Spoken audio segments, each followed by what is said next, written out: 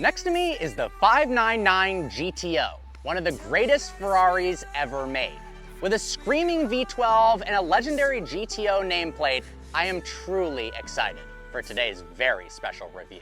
Back when it was originally unveiled in 2010, Ferrari dubbed it the most extreme sports car they've ever made.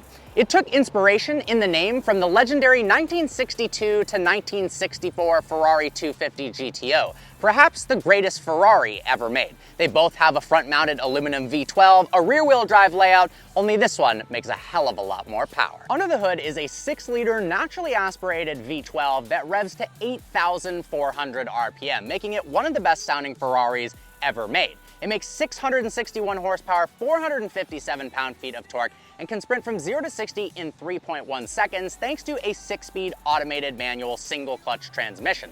It shifts in as little as 60 milliseconds. For reference, Formula One cars of the time shifted in 40 milliseconds. In general, I'm not a huge fan of single-clutch automated manuals, but in this application, it's actually pretty good. Now, not only does this make more power than a Ferrari Enzo, it's faster around Fiorano as well. With a 1 minute and 24-second lap time, it's a second faster. And with only 599 of these ever being built, only 125 of those were brought to the States, it's extremely rare and thus really valuable. They're about $1 million now, and it's only gonna go up from there. The 599 GTO is one of my favorite looking Ferraris ever. While the upgrades over the GTB are subtle, they make all the difference in the world. Some of the easiest ways to tell the difference between the two cars is this satin silver grille, as well as the fact it's got 2 extra vents in the hood. From the side, the GTO is beautiful as well. It rides on Magna-Ride suspension with the accelerometers lifted directly off the 599XX. It's got upgraded Brembo carbon ceramics, and Ferrari gave Brembo strict requirements. It needed to lap Fiorano 10 times in a row before there was any noticeable brake fade. At the rear of the GTO, we've got an enormous carbon fiber rear diffuser. One of my favorite design elements of the car that aids in downforce is these flying buttresses right here, where air can actually pass underneath these. I can touch my hand together. The result is 325 pounds of total downforce at 125 miles an hour. All of the carbon fiber weight savings result in a 220-pound drop from the 599 GTB. Let's check out the inside. The interior is all about weight savings and is extremely driver focused. We've got a full carbon fiber racing bucket that's finished in leather. Traditionally, they're in Alcantara, but I kind of like the way the leather looks. We've got carbon fiber all over the dash here. We've got a badge that says limited 1 of 599. If you open that up, you've got a CD player. The climate controls are kind of ugly, but it's whatever. We've got PS for power start, reverse, auto, and manual. We've also got some extra storage back here as well. So hey, a 599 GTO is relatively practical. The steering wheel feels great in your hands. You've got the Manatino dial right here to switch between wet mode, sport mode, race, traction off, and death mode. And then we've got the engine start button. So let's go ahead and insert the key, twist it all the way, and fire up that V12. All right, off we go in the 599 GTO. Oh my God, that sounds good.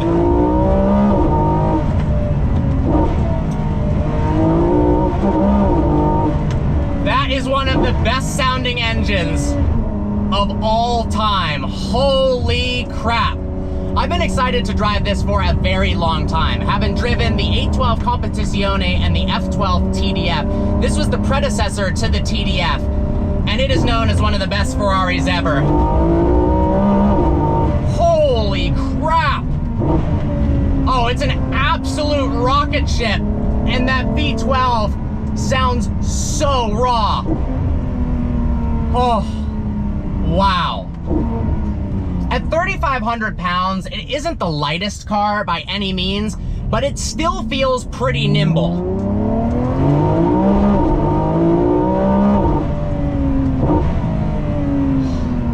That is absolutely incredible. At high speeds, the gearbox shifts seamlessly. I mean, it almost feels like it has a double clutch transmission. It just rips through the gears.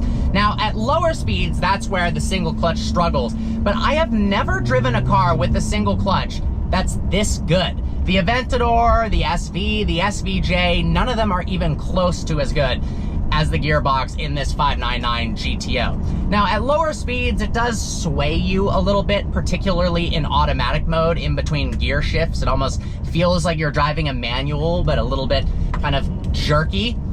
But at high speeds, it just smacks through the gears, and those downshifts just sound absolutely incredible. It's a pretty easy car to drive as well. It doesn't feel super intimidating. If you're in race mode, it has advanced F1 inspired traction control, so you're not gonna just fishtail and lose control. It honestly is just such a darn good car. Visibility is fantastic, unlike Lamborghini V12 cars where you can't see anything out of it. Super easy to see. It's also really comfortable. That MagneRide suspension feels great over bumps. You could drive this super long distance. Now, given the value, you probably wouldn't want to put 1,000,000 miles on it, but if you got the means, please do it.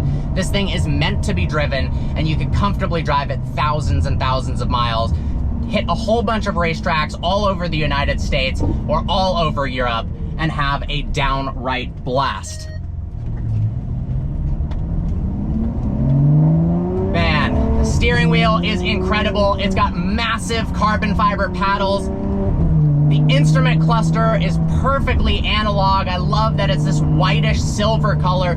We've got different display modes to choose from. The graphics aren't all that great. But everything in this car just feels so beautifully analog.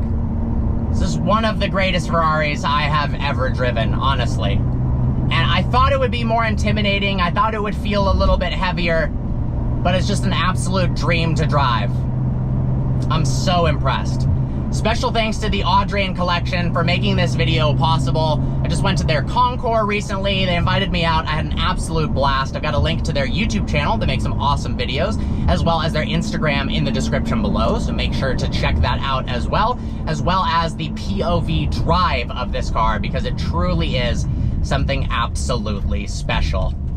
Man, I'm just in love with this thing. What I love about this car is you don't have to drive it super fast to have a whole bunch of fun. It feels raw and it feels intense, even at low speeds, just cruising around town. And the exhaust is super loud. It's got one of the best sounding stock exhausts I've ever heard.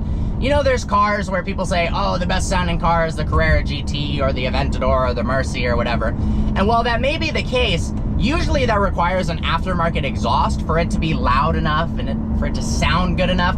In this case, I really don't think you need an exhaust with this car. The stock form is absolutely perfect, and it just sounds brilliant. It pierces into the cabin. It's so addicting the way it sounds.